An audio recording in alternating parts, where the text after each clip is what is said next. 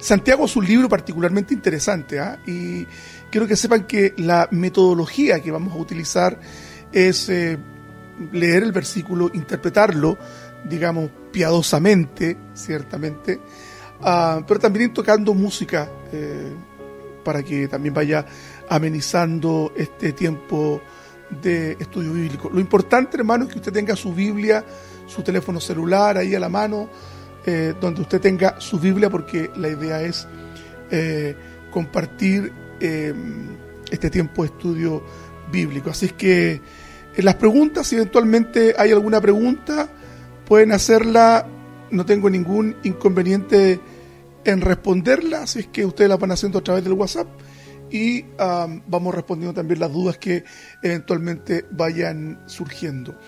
Fíjese que esta epístola comienza con la identificación del autor, Santiago, siervo de Dios y del Señor Jesucristo, a las 12 tribus que están en la dispersión o en la diáspora, como se llama también.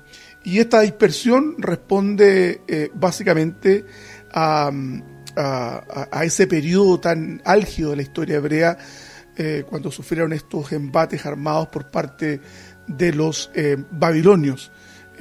Quedaron los judíos esparcidos, ¿cierto?, por el mundo conocido, el cercano Medio Oriente, básicamente donde está localizado geográficamente este espacio geográfico. Dispersión quiere decir aquellos que están, digamos, expatriados, están fuera de los linderos de las fronteras de Israel, particularmente. No olvidar que es un dato sumamente relevante mencionar que después de la cautividad babilónica, ¿cierto?, y de esas 13 arremetidas armadas que tuvieron los babilonios, cuya partió el 606 y la última fue el 586, un poco la identidad tribal de Israel, de Judá se perdió, básicamente porque quienes estuvieron relegados o exiliados fueron la tribu de Judá, Benjamín y los levitas, que en el momento en que se separa Israel, el año 930-931, en el reinado de Roboam, estas tres tribus, ¿cierto?, conforman lo que se conoce como el reino del sur, y el reino del norte, ya ustedes saben, conformado por el resto de las tribus, y el reino del norte desapareció irremisiblemente en la historia, dado que el año 722 a.C. fueron conquistados por los asirios y hechos desaparecer. Se lleva a cabo ahí un proceso, seguramente mi hermana Laura debe conocer el término, un proceso de transculturación, si es que no me equivoco en el tema. Y aquí se identifica como Santiago, siervo de Dios. Este también es una expresión muy decidora. Siervo viene de la palabra griega doulos, que literalmente significa esclavo, y en algún momento nosotros hemos hablado acerca de cuál es la condición de un esclavo. Muchos hermanos cristianos se niegan de alguna forma a tener esta connotación de ser un esclavo de Cristo. Santiago menciona que es un esclavo de Cristo, es un esclavo del Señor Jesucristo. Es importante mencionar, hermanos amados, que quien escribe esta epístola no es nada menos que el hermano de nuestro Señor Jesucristo, hermano de madre, hermano de padre, de madre, hermano de madre, porque el catolicismo romano lamentablemente le asigna un dogma a María, lo que se conoce como la perpetua virginidad, y se resisten a creer que María tuvo más hijos. Lo cierto es que sí tuvo más hijos, y entre esos también está Santiago, el medio hermano de Cristo. Es importante también saber, hermanos amados, que en el Nuevo Testamento encontramos 4 personajes con este mismo nombre. El primero de ellos, que me gustaría mencionárselos, es precisamente Santiago, hijo de Zebedeo. No podríamos remitir al Evangelio de Mateo, en el capítulo 4, verso 21, donde dice: pasando de allí, vio a otros 2 hermanos, Jacobo, hijo de Zebedeo, y Juan, su hermano, en la barca con Zebedeo, padre, que remendaba las redes, y los llamó. Ojo, por si acaso, importante mencionar, Jacobo con Santiago, el libro se identifica como Santiago, pero en realidad el nombre es Jacobo. Allí hay una cuestión de orden lingüístico que más adelante vamos a explicar con mayor cuidado. Por lo tanto, cuando hablamos de Santiago, estamos hablando de Jacobo. Vamos a explicar eso en su momento también con los detalles respectivos. De la misma manera, ¿cierto? En Marcos 3:17 nos habla a Jacobo, hijo de Zebedeo, y Juan, hermano. Recuerden que ellos fueron bautizados por nuestro Señor Jesucristo como Boanerges o los hijos del trueno.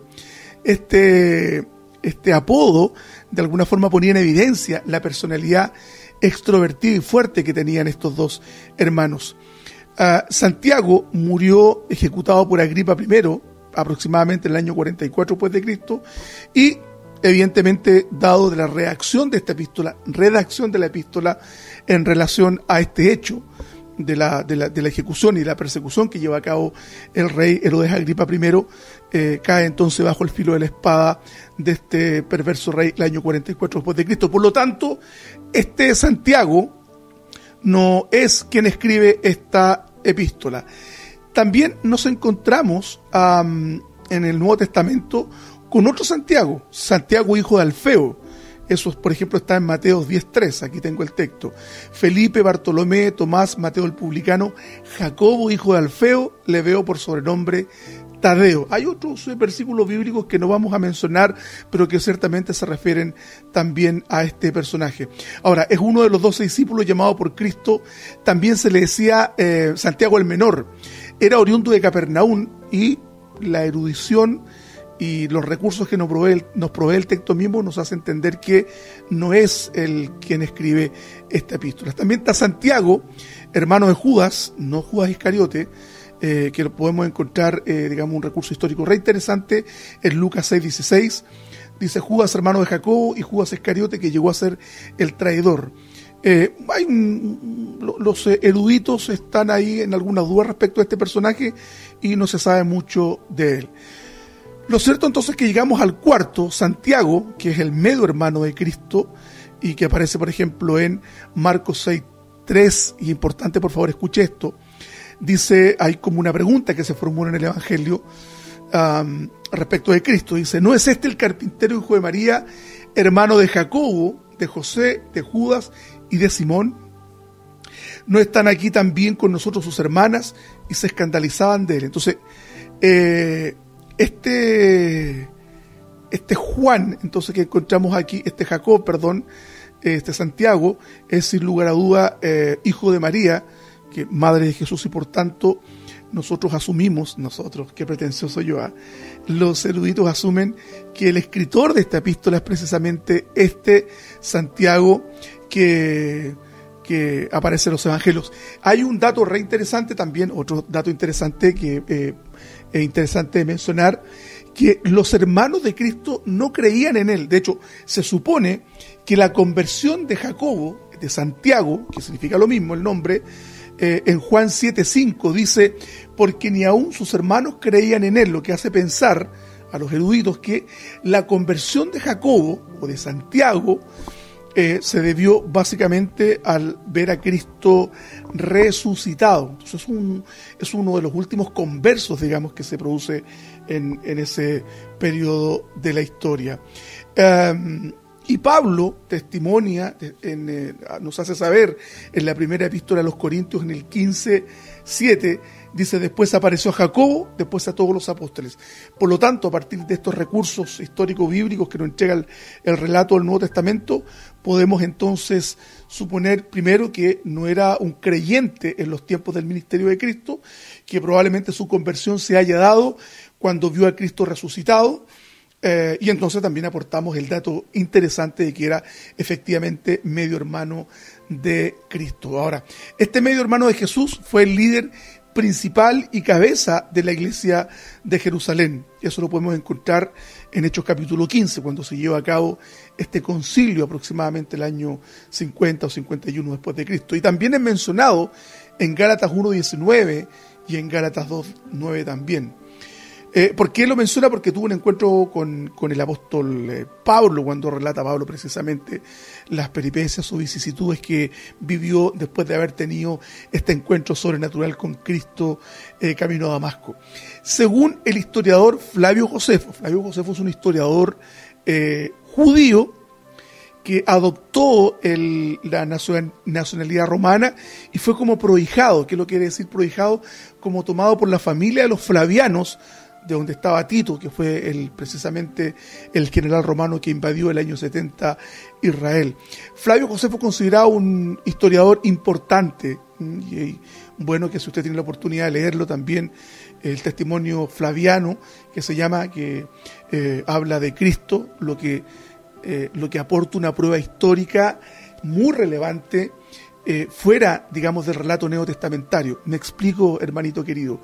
Lo que intento decir es que Flavio Josefo no es un escritor bíblico, es un historiador secular, como diría alguien. Y él menciona a Cristo, por lo tanto es una fuente histórica muy relevante cuando se tiene la idea de probar la existencia histórica de Cristo. Pues bien, Flavio Josefo dice que Santiago terminó su carrera asesinado aproximadamente el año 62. Y hay una historia que se cuenta que tiene ribetes históricos, como también algo de mito, pero que podríamos nosotros recoger como un aspecto importante también de la biografía de este personaje. Dice Flavio Josefo que uno de los sacerdotes lo tomó y lo arrojó desde el techo del templo, y una vez que cae él, ¿cierto?, terminan de asesinarlo a pedradas. Entonces, Santiago, entonces, fue el que escribió el libro, porque hay similitudes. Y aquí, entonces, importante mencionar, delante les hablaba de Hechos capítulo 15, quien levanta la voz en ese concilio, y a todas luces se puede observar que era uno de los líderes. Y es bueno que usted lea el Hechos capítulo 15 para que pueda usted percatarse que efectivamente quien lideraba la iglesia de Jerusalén era Jacobo, o Santiago también como lo conocemos. El carácter judío de la carta y la manera en que el autor habla con toda autoridad, haciendo alusiones frecuentes a las enseñanzas de Jesús, son indicadores o indicaciones de que Santiago, el líder de la iglesia de Jerusalén, es el autor de esta interesante carta. Respecto de la fecha, aproximadamente, yo siempre les he enseñado, hermanos queridos, que con la cronología bíblica hay que ser cuidadoso, porque los estudiosos nunca están de acuerdo. Hay un criterio común, y nosotros tenemos que un poco también acogernos a ese criterio común. Y el criterio común respecto de la redacción de esta carta es que se escribe entre los años 44 y 49 después de Cristo, y que esta carta fue redactada desde la ciudad de Palestina, antes de lo que se conoce como el Concilio de Jerusalén, que nos relata Hechos capítulo 15. Interesante, ¿verdad? ¿Cuál es el propósito entonces? Fue escrito para instruir de principio a fin cómo debemos de practicar la vida cristiana para vivir la vida sabiamente y llegar a la madurez espiritual. ¿Qué le quiero decir con esto, hermano querido? Que es una carta muy, muy pastoral, es una carta muy práctica. ¿Qué quiero decir con esto? Que lo que nos está aportando esta epístola es enseñanzas para vivir, para desarrollar nuestra fe. Y empieza entonces con una cuestión que puede parecer contradictoria, y que es bueno de mencionarla. Antes de entrar en el texto, quisiera mencionar también que los escritores de cartas en el mundo antiguo preferían firmar sus cartas al principio.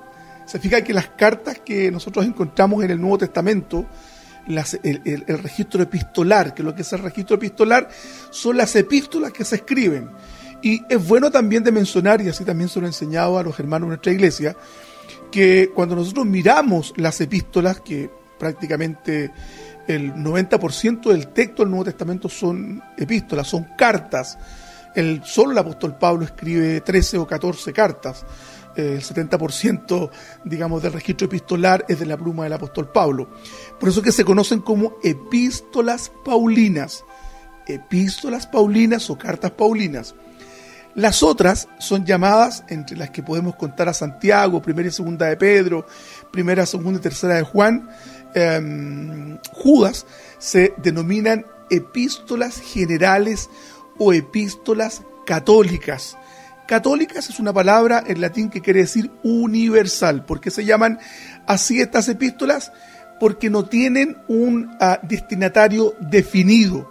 Cuando Santiago comienza esta epístola, dice así: Santiago, siervo de Dios y del Señor Jesucristo, a las 12 tribus que están en la dispersión. Salud. Que es lo que está diciendo, que lo que está señalando, que no tiene un destinatario definido, como el caso, por ejemplo, del apóstol Pablo cuando le escribe a la comunidad de Filipo, cuando le escribe a la comunidad de Corinto, cuando le escribe a la comunidad de Tesalónica. Hay entonces un destinatario claramente identificable. En este caso no está. Es interesante entonces que en la antigüedad las cartas eran firmadas al principio por el autor o quien estaba redactando la epístola en cuestión. Y esto evidentemente que no es la excepción. Importante mencionar también, hay tantas cosas que hablar respecto a esto, que Judas, el libro de Judas que aparece también en el Nuevo Testamento antes de Apocalipsis, es el hermano de Jacobo, hermano de padre y madre, y por lo tanto también son medios hermanos de Cristo. Y aquí hay algo muy importante de mencionar. Cuando Santiago escribe la epístola, habla del Señor Jesucristo. De hecho, la palabra en el griego, acá señores, Kyrios o Curios, es el Señor, el Todopoderoso. Y no se identifica como hermano de Cristo. Es una muestra de sencillez y de humildad importante que también debe aleccionar nuestro corazón respecto a que él era el hermano de Cristo y prefiere llamarse a sí mismo siervo de Jesús, esclavo. Y la misma actitud también muestra Judas, quien escribe un par de libros más adelante, una epístola que también es necesario que en algún momento nosotros nos detengamos a mirarla. Mucho. La idea es que usted pueda escuchar después este programa en el soporte, digamos que ya sea en YouTube o en Spotify, pueda usted reestudiar este texto importante que estamos ahora estudiando. ¿Les parece que escuchemos una canción para que nos distendamos un poco, dado que hemos profundizado bastante en un muy corto ratito? Así que con ustedes, la hermana Doris Machín.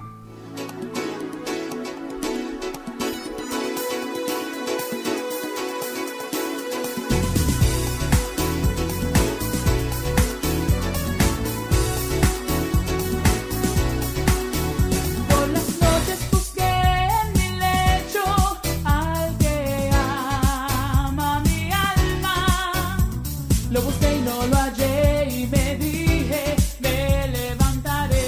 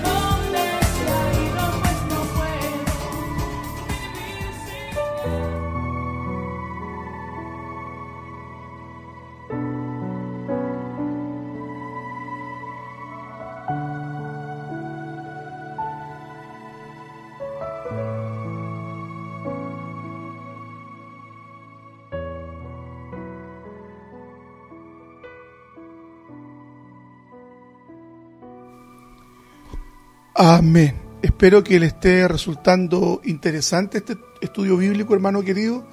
Lo que a mí respecta, lo disfruto. Así que vamos profundizando. Dice, vamos a leer del 2 al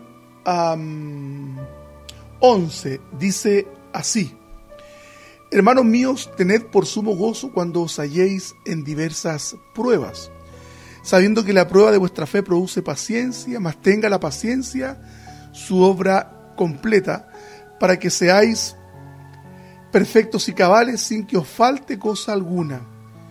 Y si alguno de vosotros tiene falta de sabiduría, pídala a Dios, el cual da a todos abundantemente y sin reproche, y le será dada. Pero pida con fe, no dudando nada, porque el que duda es semejante a la onda del mar, que es arrastrada por el viento y echada de una parte a otra. No piense, pues, quien tal haga, que recibirá cosa alguna del Señor. El hombre de doble ánimo es inconstante en todos sus caminos. El hermano que es de humilde condición, gloríese en su exaltación, pero el que es rico en su humillación, porque él pasará como la flor de la hierba, porque cuando sale el sol con calor abrasador, la hierba se seca, su flor se cae y perece su hermosa apariencia. Así también se marchitará el rico en todas sus empresas. Esto es un poquito fuerte, el Nuevo Testamento, no, y no solo el Nuevo Testamento, el Antiguo Testamento también hace clara alusión respecto de del cuidado que Dios tiene por los pobres. Me fui un poquito bajo el texto, pero vamos a volver entonces para hacer un análisis bien concienzudo. Fíjense que durante el ministerio público de nuestro Señor Jesucristo, con frecuencia llamaba la atención nuestro Señor a la gente, haciéndole reflexionar con declaraciones que aparentemente eran contradictorias. O sea, le recuerdo algo, por ejemplo, cuando decía, los últimos serán primeros. ¿Cómo es eso de que los últimos serán primeros? Se fija que hay una contradicción aparente. También menciona en otra oportunidad, dice, bienaventurados los que lloran, es decir, dichosos los que lloran. ¿Cómo es posible que los que están llorando puedan experimentar también dicha? Santiago comienza esta epístola de la misma manera, invitando a los creyentes a pensar que las pruebas, por más dolorosas que sean, y las tentaciones en su vida, son un motivo de gozo. Ahora, la pregunta que naturalmente tenemos que formularnos nosotros es, ¿cómo puede ser posible un pensamiento tan curioso, tan contradictorio? Lo podemos enfocar desde dos perspectivas. Primero, crecemos. Cuando experimentamos sufrimientos y tribulaciones, la fe crece, y para que nuestra fe crezca tenemos que sudar. Tenemos que ser pasados por el horno del Señor para que nuestra fe se vea fortalecida. Recuerden, y en muchas oportunidades se los he hecho saber, nuestra fe se desarrolla, toma forma, se hace consistente, madura, precisamente en los momentos en que estamos siendo sometidos a pruebas. Así que si tú hoy día eventualmente estás pasando por un momento difícil, bueno, gózate. El gozo no necesariamente es una actitud de alegría. Alegría o gozo son dos cosas distintas. Lo curioso o estrafalario que puede aparecer es que Santiago dice, hermanos míos, esta palabra es muy bonita, hermanos míos, tengan por sumo gozo. Bueno, ¿cuál es el gozo entonces de la prueba? El gozo de la prueba es que estamos creciendo, nos estamos desarrollando, estamos aumentando la textura de nuestra fe. Es cierto que de pronto nos frustramos, es cierto que de pronto sentimos que nuestra actitud de perseverancia se cansa. Y de la misma manera, hermanos, como las personas que hacen ejercicio para desarrollar su musculatura y necesitan regularmente entrenarse para fortalecer, de la misma manera nosotros, a través de la prueba, nos desarrollamos, crecemos, nuestra fe adquiere forma definida. Segundo elemento importante, los problemas pueden ser para nuestro bien. Cuando estos problemas hacen que caigamos de rodillas ante Dios, pidiéndole ayuda. Cuando nos humillamos delante de Él. Cuando nuestro corazón está pasando por un profundo quebranto y creemos de alguna manera que hemos perdido el control sobre aquellas situaciones que nos están provocando dolor e inquietud. Por ejemplo, nos comentaban a través de la mensajería de WhatsApp que hay muchas personas que hoy día están sufriendo por COVID. Hay personas que están intubadas, como nos mencionaba alguna de nuestras hermanas. Hay personas que hoy día en estos momentos se les está notificando que tienen esta terrible enfermedad. O sea, ¿qué pasa en este momento cuando somos nosotros notificados de una mala noticia? Es entonces en ese momento cuando nos arrodillamos ante Dios pidiéndole su ayuda. Porque cuando no estamos viviendo situaciones de dificultad, hermanos, entonces nos comportamos relativamente o completamente autosuficientes. El apóstol Pablo dice que el poder de Dios se perfecciona en la debilidad. Y él llega a sostener en 2 Corintios 12, 9-10, porque cuando soy débil, entonces soy fuerte. En los momentos entonces en que estamos pasando por situaciones difíciles, estamos siendo sometidos al trato del Señor. Estamos entendiendo, ¿verdad, hermanos amados? De tal modo que los hijos perdonados no tienen que sentirse necios ni culpables cuando acuden a pedirle ayuda a Dios, que es nuestro Padre, porque Él está dispuesto a ayudarnos. ¿Sabe qué, hermano? Dios no nos reprocha. ¿Y cuáles son los beneficios? Versículo 3, sabiendo que la prueba de vuestra fe produce paciencia. Es importante. Nos hace falta tanta paciencia. Es como el hermano que estaba orando en un momento y dice: Señor, te pido por favor que me des paciencia, pero ahora ya. Ahora ya. Muchos cristianos, hermanos amados, primero, no tienen la paciencia. La paciencia es un fruto del Espíritu. Y es necesario entonces, verso 4, que la paciencia tenga su obra completa para que seamos perfectos. Aquí no se habla de la palabra que utiliza aquí en el verso 4, perfectos y cabales, sin que os falte cosa alguna. ¿Qué quiere decir perfecto? Maduros, consistentes. ¿Qué quiere decir cabales? Completos, que no nos falte nada. La palabra que se utiliza aquí en el griego, en cabales, es que estamos completos, que ninguna parte de un todo falte. Y vuelvo entonces a señalar, cuando habla de perfecto, está hablando de maduros. Suele ocurrir, hermanos, y hasta el día de hoy me encuentro con muchos creyentes inmaduros, que en los momentos en que están siendo sometidos a alguna situación de prueba, su fe se resquebraja completamente. Y con esto no es una crítica, no le estoy señalando, hermano querido, que no tenga que ser así, ciertamente, pero entendamos, por favor, que las promesas de la palabra del Señor nos ponen en un lugar tan de privilegio, saber que aquellos tormentos que estamos viviendo son estrictamente pasajeros. Arremete entonces nuestro hermano Santiago en el verso 5 y dice: si alguno de vosotros tiene falta de sabiduría, pídala a Dios, el cual da a todos abundantemente y sin reproche. La sabiduría no es precisamente las aptitudes intelectuales, no es la capacidad de la comprensión estrictamente cognitiva. No está hablando que tenemos que pedir más inteligencia. La sabiduría, básicamente, de la perspectiva de la coherencia hebraica o hebrea, es la capacidad de resolver las problemáticas de la vida. La sabiduría hebrea o judía no son abstracciones, sino que son cuestiones concretas. ¿Cómo lo puedo explicar de mejor forma?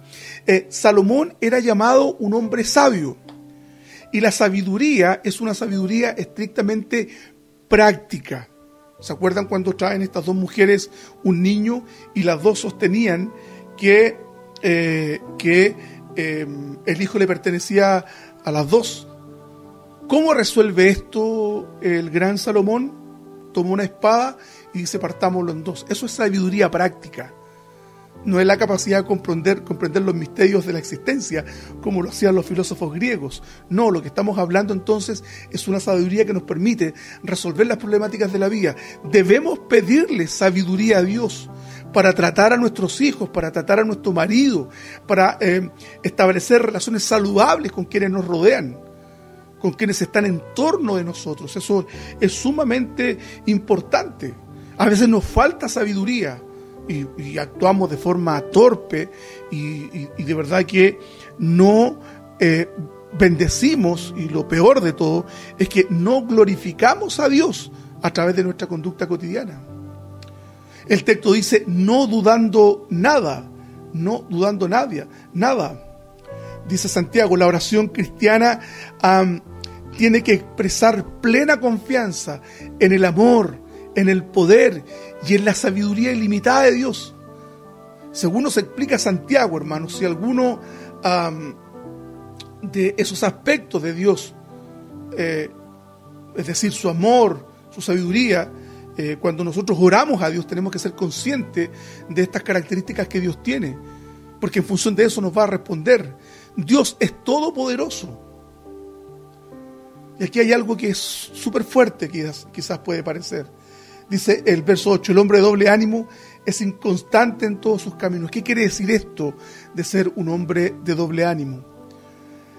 ¿Qué quiere decir esto? ¿Qué relación tiene con el texto que estaba mencionando? Es decir, si dudamos de alguno de esos aspectos de Dios, somos de doble ánimo. Lo que algunos estudiosos bíblicos hablan de la esquizofrenia espiritual, hermanos inestables, y es probable que no recibamos nada en absoluto del Señor. La oración consiste sobre todo en relaciones.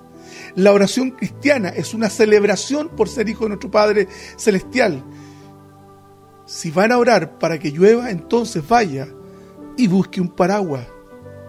La oración es la expresión de la más absoluta dependencia de Dios. Hay muchos hermanos que oran creyendo que van a modificar la voluntad de Dios.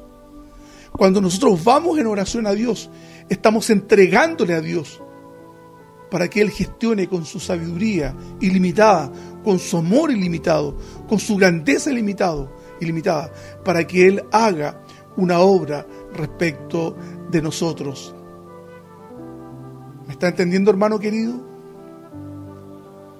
El hombre de doble ánimo, el hombre inestable. A mí me resulta curioso encontrarme con creyentes que llevan muchos años caminando y que de pronto tienen profundas crisis espirituales. Las crisis son necesarias para nuestra vida, pero lo que me resulta curioso es que pierden de vista totalmente a Dios y su grandeza. Y eso no habla precisamente de un creyente maduro. Vamos entendiendo, ¿cierto? Bendito sea el Señor. No piense pues quien tal haga que recibirá cosa alguna del Señor, es decir, aquellos que dudan en la oración. El hombre de doble ánimo es inconstante en todos sus caminos. Ahora, no estoy presumiendo yo precisamente de ser un hombre que conoce todo. Yo la verdad es que tengo mis propias crisis. Quiero retroceder un poquito a la palabra salud que menciona el versículo 1.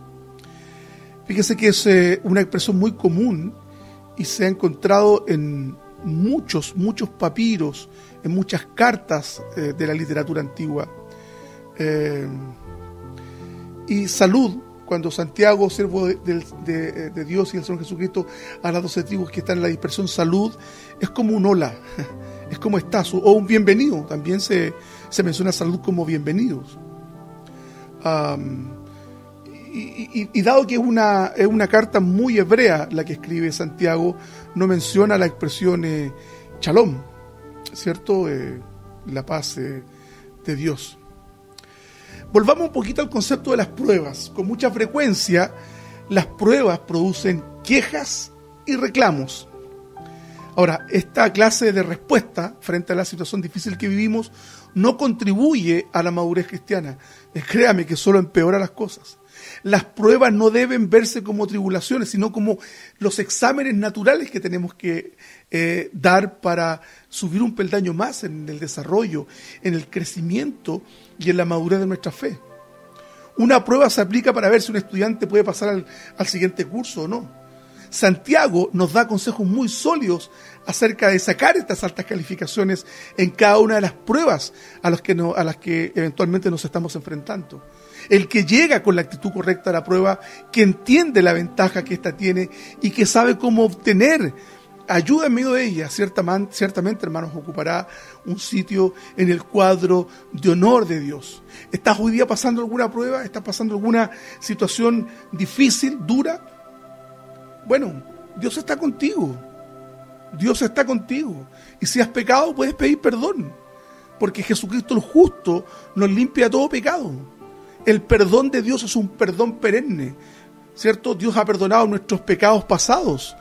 Él perdona nuestros pecados presentes y Él va a perdonar también nuestros pecados futuros. Porque Dios es amor. Y su justicia imputada en Cristo es la que nos ha traído la paz respecto de Él. Vamos entonces terminando el verso 9. Tenía la pretensión de el capítulo completo hoy día, pero como usted puede darse cuenta es casi imposible. El hermano que es de humilde condición gloríese en su exaltación, ¿cierto? El Señor dice que a los humildes los exalta y mira de lejos a los soberbios. Aquí hay una como poner en contraposición a los ricos y a los pobres. El que es pobre, humilde, gloríese en su exaltación, porque el Señor le mira con simpatía. Pero el que es rico va a tener que experimentar la humillación. Ahora, Dios per se o en sí mismo no odia a los ricos en absoluto, pero tiene preferencia por los pobres, por quienes sufren los embates y los abusos. Y respecto a la riqueza, dice, porque él pasará como la flor de la hierba. El verso 11 dice, por cuanto sale el sol con calor abrasador, la hierba se seca, su flor se cae y perece su hermosa apariencia. Así también se marchitará el rico en todas sus empresas. Hace un tiempo atrás la prensa nacional acá en nuestro país, en Chile, mencionaba las riquezas que tienen los grupos económicos más importantes respecto de una iniciativa de aplicar un impuesto a los ricos. Y es curioso.